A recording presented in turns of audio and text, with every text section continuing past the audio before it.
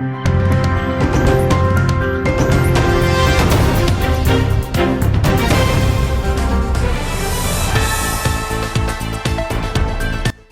мал базары шаардын сыртына чыгарылат. Лелекте көптөн бери чечилбей келген көп көйгөйлөр чечиле баштады. Алардын бири райондун борбору Разаков шаарынын чогуу ортосунда жайгашкан мал базары шаардын сыртына чыгарылат. Эске сала кетсек, ар бейшемби күнү 3 мал базардын айынан шаардын башкы жолдорунда автоунаалардын тыгыны пайда болуп, шаардыктарга көп ыңгайсыздыктарды жаратып келген. Кабарчыбыз курулушу аяктап жаткан жаңы мал базары жөнүндө айтып берет.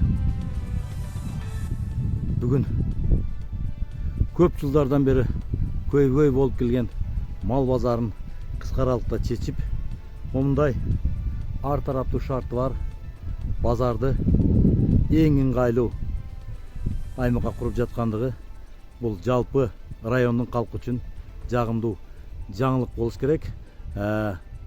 Тез жана ыкчам чечимдер кабыл алынып, кыска аралыкта бүтүрүлүүчү бул базар буюрса ушул жылдын акырына чейин пайдаланууга берилип, жалпы райондун калкынын көп жылдардан бери чечилбеген көйгөйүнү чечүүгө бөлгү болууда.